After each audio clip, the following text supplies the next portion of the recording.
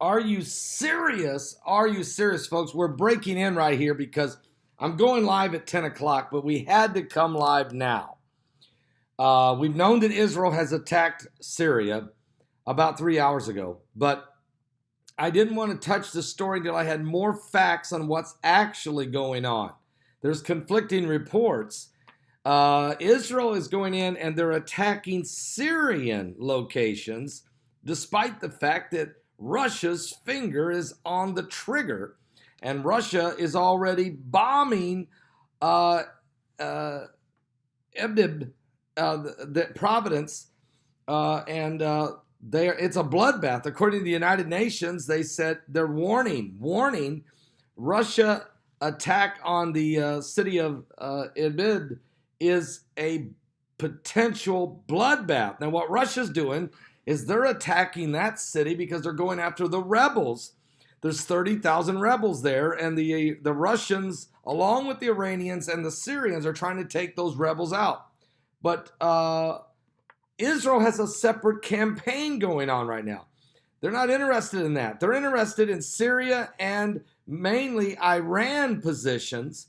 And in lieu of the fact this information has just came in that the Iranians are shipping weapons by using commercial aircraft, flying them through Turkish airspace and backdooring them into Lebanon, into Beirut, Lebanon airport. So what Israel's doing is they're going after Syrian positions that is assisting in the smuggling of weapons, rockets, into Lebanon. So this is a war. I mean, and the question is, where does it go from here? The United Nations is warning severely that Russia is going to create a bloodbath, yet Israel is doing a daytime raid on Syrian positions, not in the same city. It's a city that's south of Idlib, but it is still a Syrian military location. It was not on civilians. One person is dead, 12 are wounded. Israel says they were protecting their nation by taking out those that are trying to smuggle Iranian weapons into Lebanon, where they would have a clear shot at Israel. So it's getting very, very, and if you study the Bible in Isaiah chapter 17, it says the burden of Damascus, behold, Damascus is taken away from being a city. It shall be a ruinous heap. And this prophecy, of course, the fortresses also shall cease from Ephraim, and the kingdom from Damascus, that would be Syria's kingdom, and the remnant of Syria. They shall be as the glory of the children of Israel, saith the Lord of hosts. And in that day it shall come to pass that the glory of Jacob shall be made thin, and the fatness of his flesh shall wax lean. So there will be ramifications that Israel will face from this, though they are trying to protect their own nation. It's very dangerous what's going on. Let me give you the update on exactly what's happening from these reports. First of all, ABC News, and then I've got news from the Middle East. ABC News is reporting that Israeli jets flying over Lebanon in rare daytime raid on Syria. The Israeli jets flying high over Lebanon struck at targets inside of Syria, and Syrian state media is reporting in a very rare daytime raid that killed at least one person and injured 12. According to Syria's Sana state news agency, they said the country's air defenses shot down 5 missiles, adding that one person was killed and 12 others wounded. It reported strikes on Ayan, an area that's in the western Hama province, and on the town of Banaus in the coastal area. The Britain-based Syrian Observatory for Human Rights said these jets targeted military installations belonging to Iran. So it's a key ally of Syria. So let me be sure we understand this. It doesn't matter what Russia and Syria and the Iranians are telling you about attacking the rebels in Abed. Israel is not involved in that. Israel is looking out for Israel. And they know that what the Iranians are doing is moving weapons into Syria and into Lebanon, and they're using the cover of darkness. In other words, they're using the cloak of this Russian offensive at this one city and province of almost 3 million people to backdoor weaponry closer to the Israeli border. Israel is not getting involved with what Russia's doing.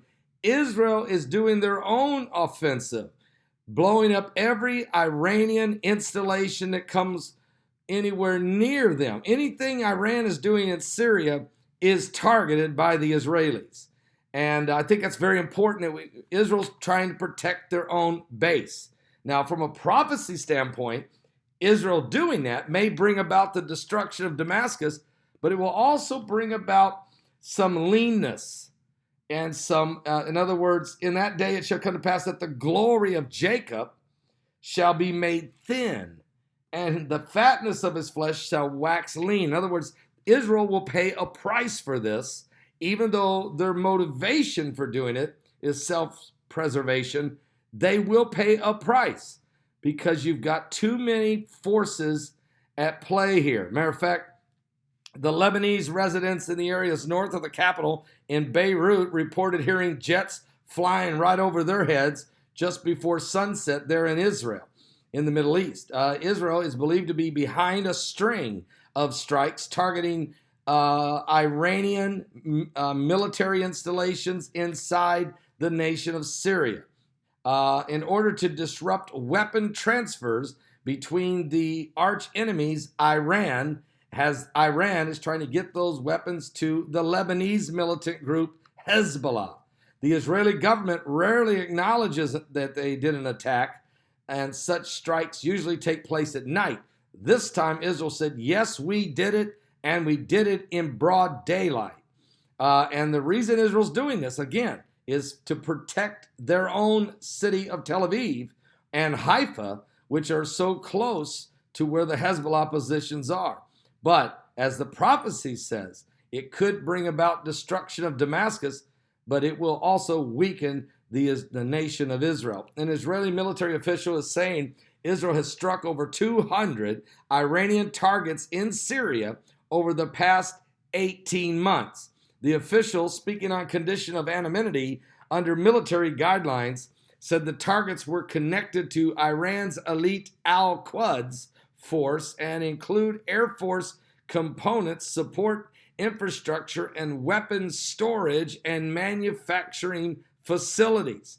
The official said Tuesday's alleged daytime airstrike were not included in the tally. These are new. He would not confirm Israel was behind the strikes.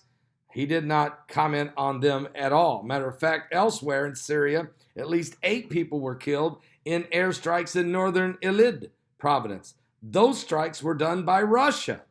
And those strikes were likely carried out by not only Syrian allies, of which would be Russia, and they were by Russia. We found out today Russia had already done 22 airstrikes. We're still waiting to find out how many are dead, but the first information we're getting from the observatory is that 13 people have been killed in the bombing by Russia in Idlib.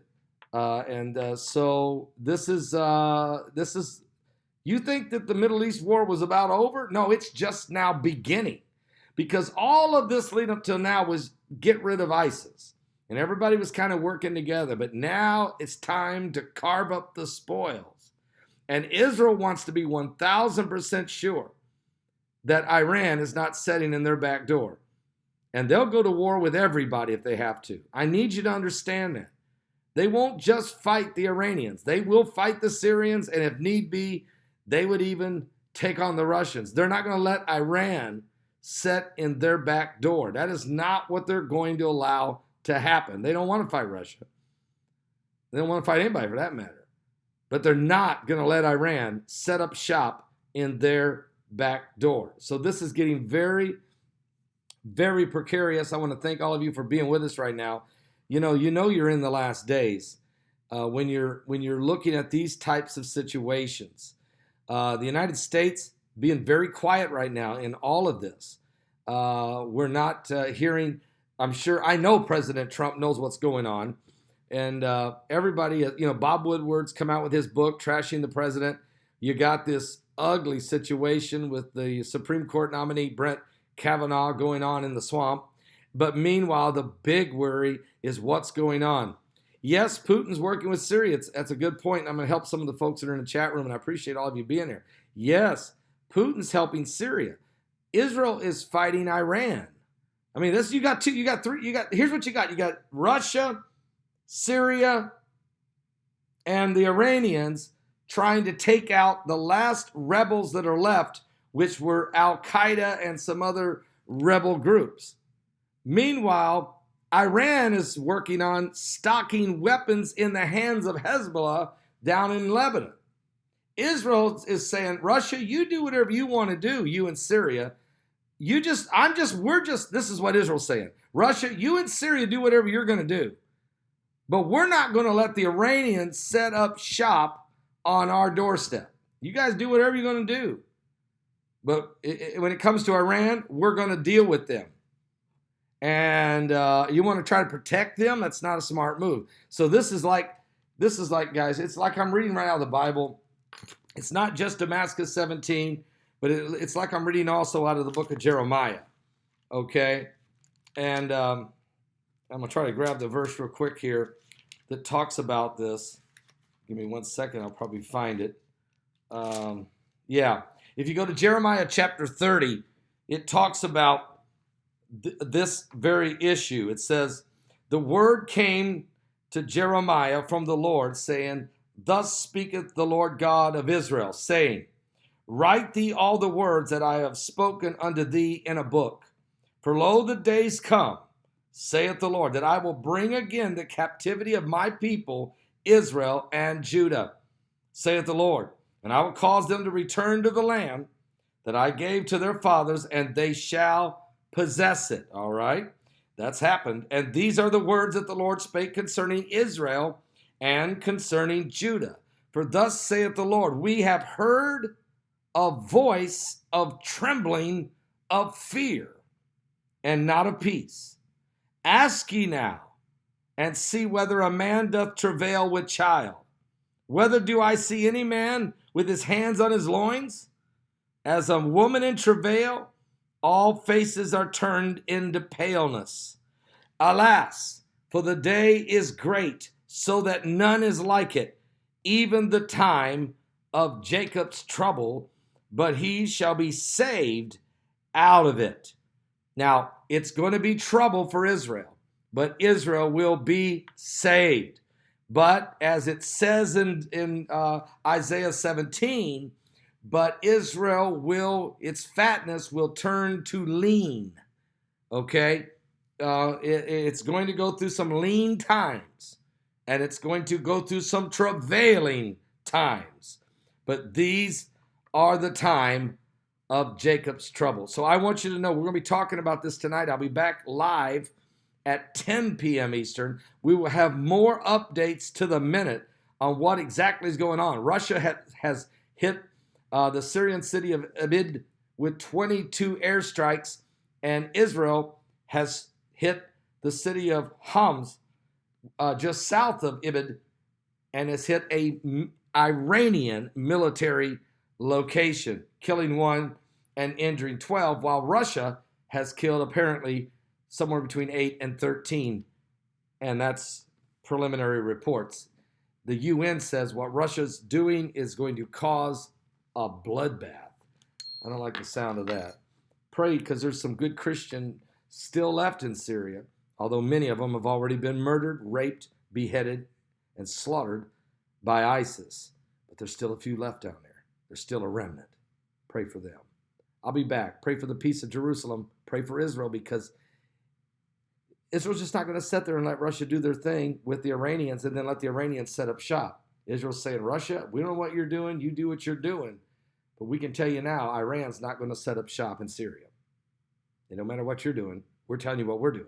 That's the message that Netanyahu is sending. And that's why Netanyahu flew to the Kremlin, to Moscow. How many times? How many times did he vocalize it? How many times did Netanyahu say it out loud?